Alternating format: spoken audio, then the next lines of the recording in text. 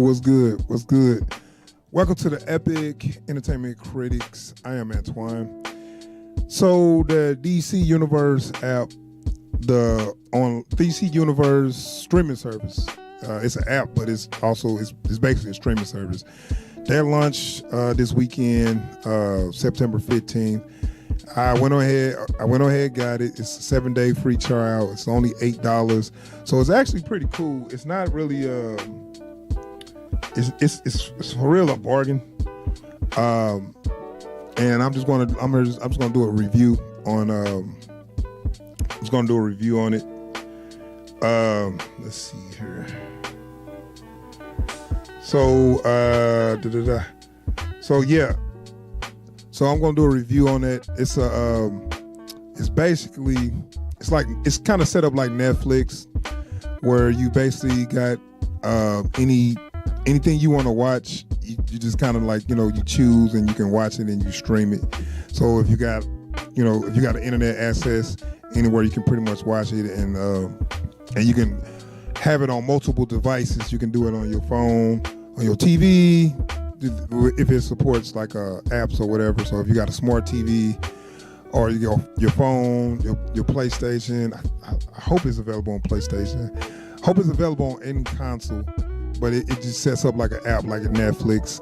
Now I'm not 100% sure if it's not available on some consoles or some devices, but I know it's just like a regular app that you can get it in Google Play and iTunes, I believe.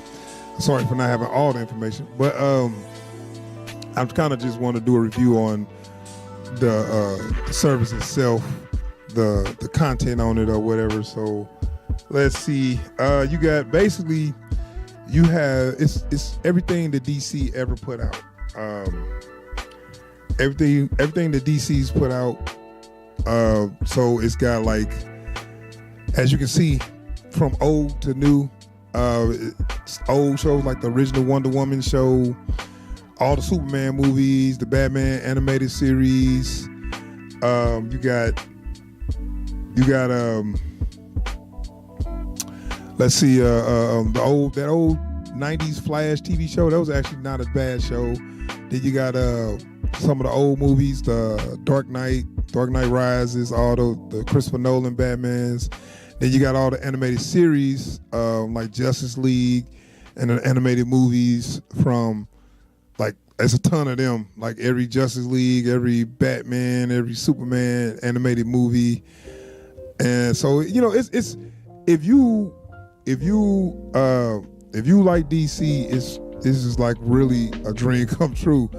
Oh, and they also have every DC comic. Not every DC comic, because they're not releasing everything at once. That's what I'm gonna talk kind of like about where some of the flaws at here. But some of the most of the good thing is some of these old shows that you might have seen on TV like way back in the day. Then you're like, oh yeah, I wonder, was that good, or do I remember? Was that good as I remember? You can kind of go back and watch, because you got like Lois and Clark, the old Superboy show from the late 80s, when this supposed to be when he was in college, Smallville, so I'm pretty sure all the CW shows on there too. I didn't actually see that, but I'm pretty sure they're all on there. Then you got stuff like Constantine. Constantine had a little TV show for a while. That's a DC character. So, and it's things, I saw some things on there that I didn't even know it was a TV show for. They got The Spirit. They made an old pilot back in 1987. That I don't think the pilot got picked up though. So they kind of they got some of those like pilots that didn't get picked up, where it was it was a show that it exists and it's in their vault, but nobody knew. I didn't know that they was trying to do a show for that. And then The Spirit, they made a movie like in 2009, I believe.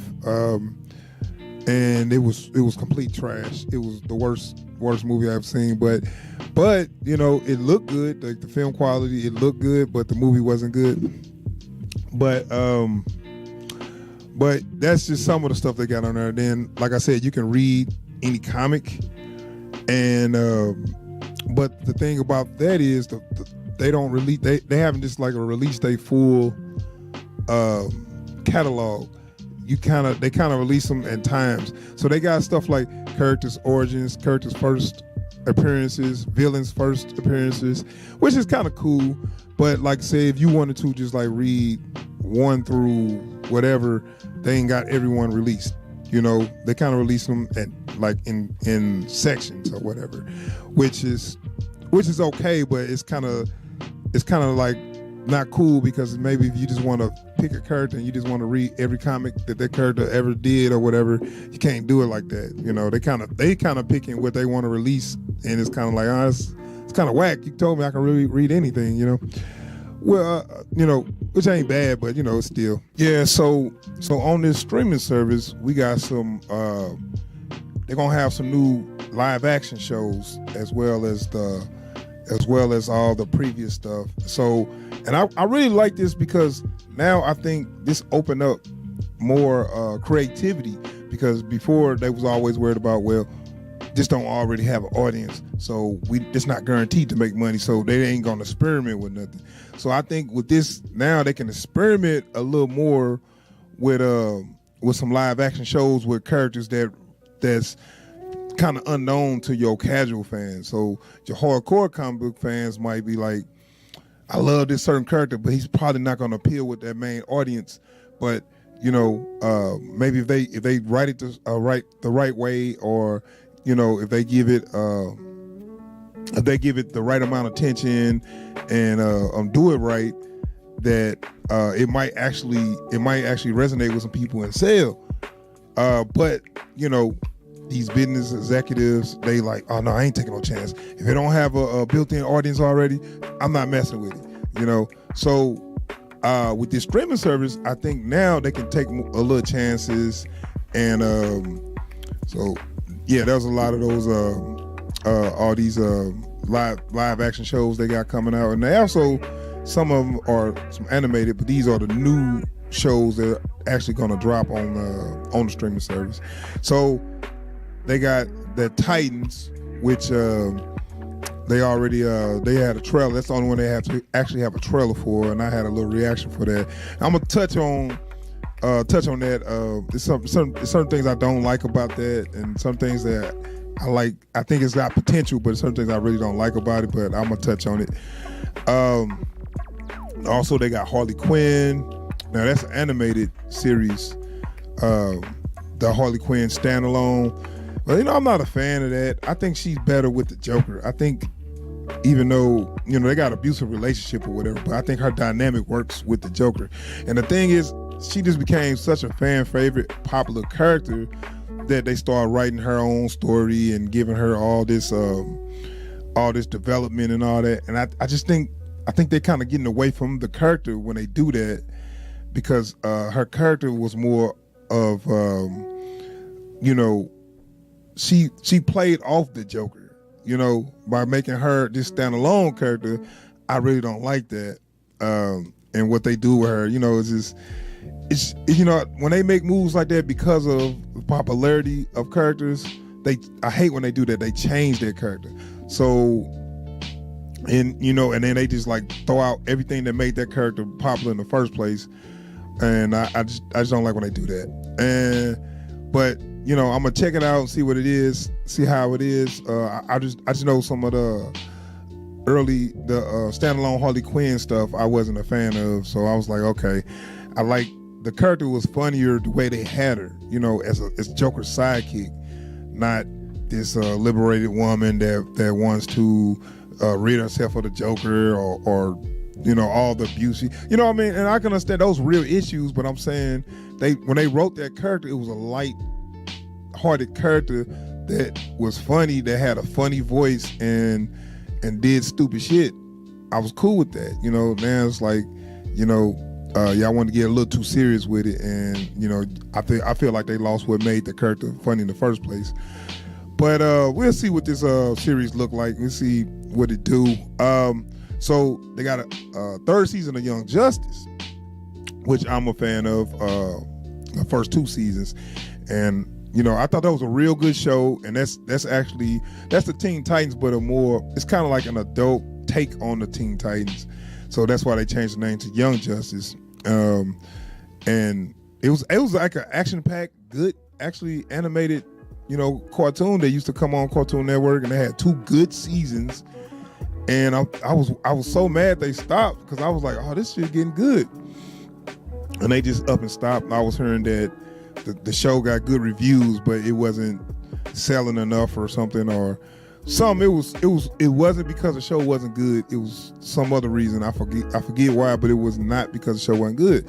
So cool. They're gonna continue that show. There's a lot of fans of that show. I'm glad they continue that show. They also have live action Swamp Thing. A lot of people remember the movie from I think the 80s, maybe the early 80s, the Swamp Thing. I remember it used to come on TV a lot, like on Saturday afternoon. Like if you was at home on Saturday afternoon, looking for something to watch, if it was like cold or whatever, you didn't go outside or whatever reason, when I was a kid, I was always outside playing and stuff, but sometimes I was in the house looking for something to watch, and what's this? Swamp Thing. And it came on a lot on TV, so I actually became a good fan of that movie. It was actually 2-part. It was actually a part 2 to that too. So it was a popular movie back then, and I never even knew it was a DC comic character. But so they redoing that. That's going to be a live action show. So we're going to see how they're going to do it. If they're going to do like kind of campy. It's like a tragic character. It's a dude that turned into fucking. It's a dude that turned into moss and vines and shit, like basically a mutated man that got turned into like scum, like the stuff that's in the swamp. It's pretty gross. Okay, so then they got Doom Patrol. Now I am not familiar with this property. From what I hear, Doom Patrol actually was a good comic, but it's like was kind of different or whatever. I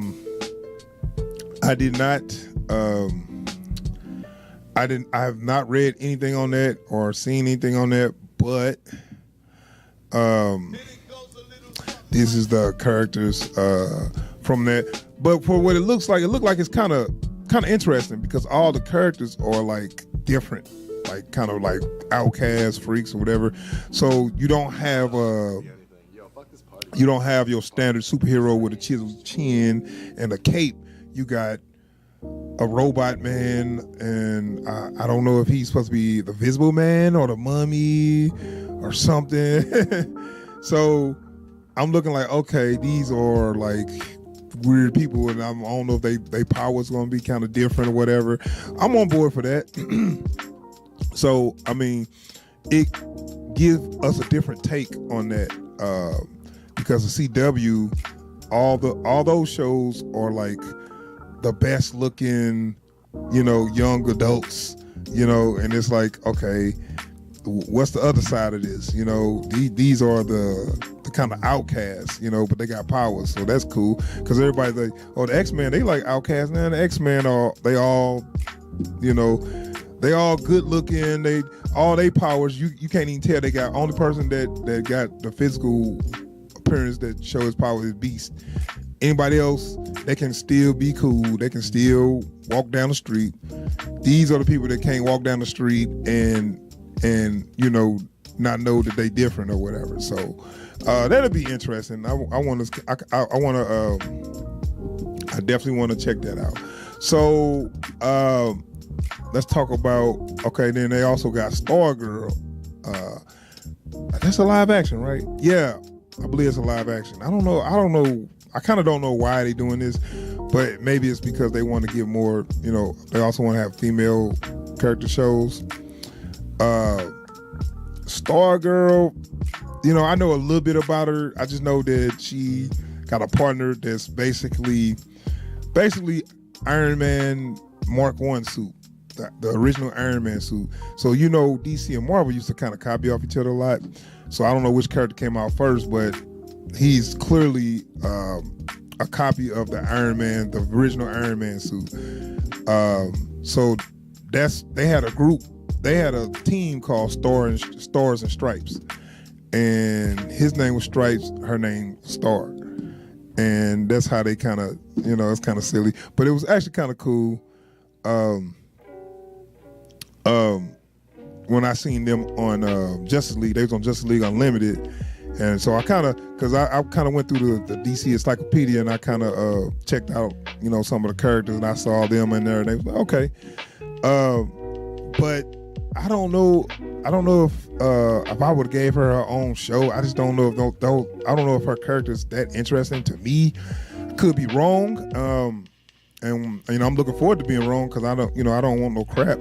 But it didn't seem that interesting. But they're gonna make this show, and we're gonna see what it do, see if it's any good. And like I said, I can't really give an opinion on what I think that show about, because I know the character, but I don't know any of what is her conflict, and what how she get her powers. I don't even know none of that, so I can't really comment on it. So that's going to have to be a wait and see thing.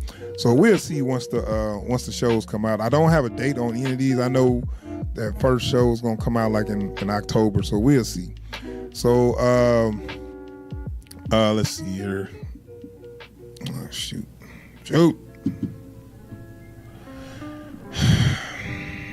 So anyway, I was just trying. Okay. So I'm gonna talk about the only trailer that they brought out, and that was the Titans trailer. Okay. So I'm going to, actually, I'll bring this trailer up. So,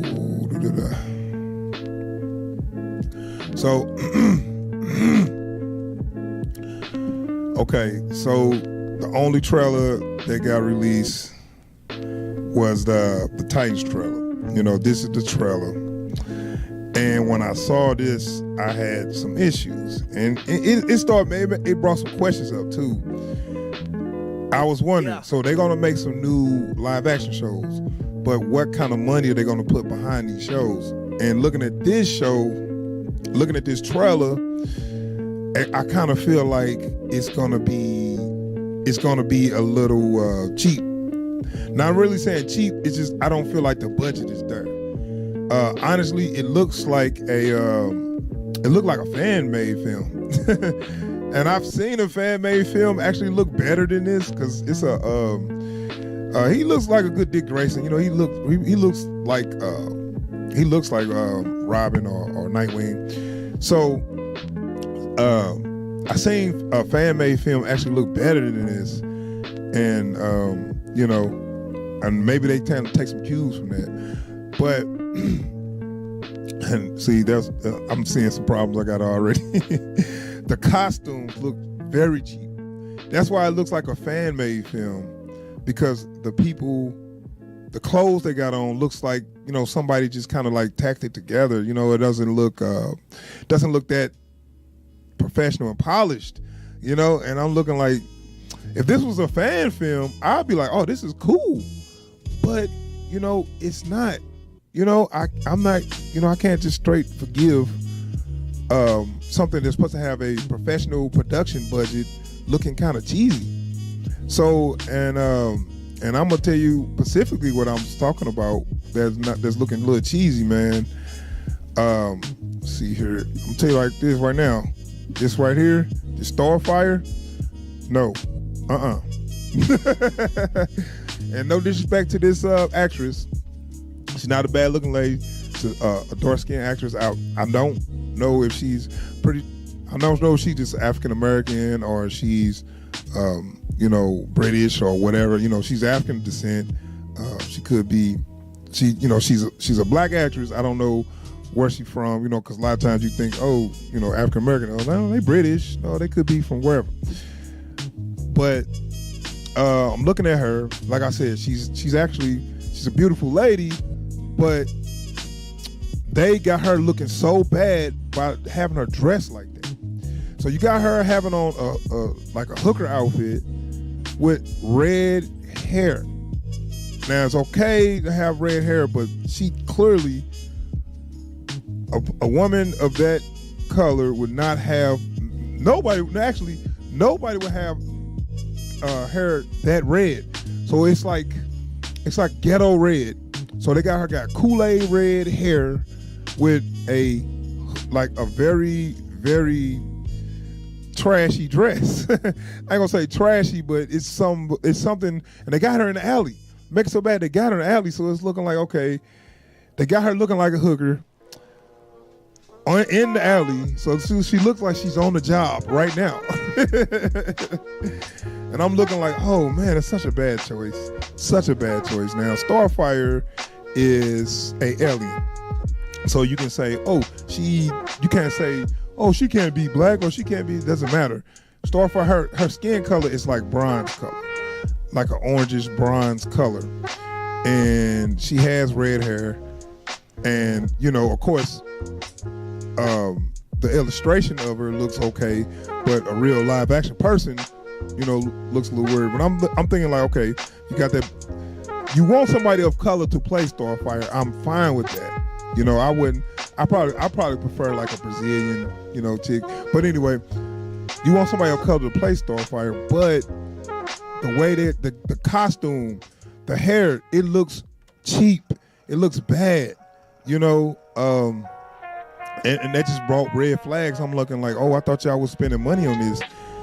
You got this chick looking like a hooker, and like I said, no disrespect to her. I'm mad at the people who did this, the costume designers and the production people. Why would you give her this? Starfire wears a kind of revealing outfit, but she don't wear like that dress, so they kind of met in the middle and gave her a dress, but they gave her like a sexy hooker like looking dress with some. Did she have hooker boots on? I don't remember. Point is, it looks bad. It's a little. I can't. So that was a red flag. Now, I mean, even if I can just get by the way she looks, and I'm not like I said, I'm not trying to talk about her. It's just the choices they made by making her look like that. And now let's talk about this Beast Boy. Make that a little bigger. So let's see. Let's talk about this Beast Boy. Okay, that looks like crap. It looks like a kid in Halloween that put on green makeup. That's all it looked like. It looks like a kid put on some green makeup, got him a nice little jacket. I like the little jacket. Got him a nice little jacket and, put some green dye in his hair. That's what it looks like. That's cheap. If you got a nice budget, why would you have this shit looking that cheap? I don't know what they could have done different. I mean, I know they ain't got the money to do no mocap, but when I can clearly see makeup, I'm not impressed. You know what I'm saying? Is anybody gonna be like, oh my God, that guy's green? They're gonna be like, man, take that makeup off, boy. You know what I'm saying? I mean, it's cheap. It's cheap. It looks very cheap. And I'm scared to see when they do the transformations. When they do the transformation for the Beast Boy, I'm scared to see that. So yeah, it don't look great. I got red flags. I know they didn't want to spend a lot of money on it, but we got to see what it's gonna do. But that was my problems with those new shows, man. I'm looking forward to seeing the other ones, but after seeing this trailer, my confidence isn't that high on.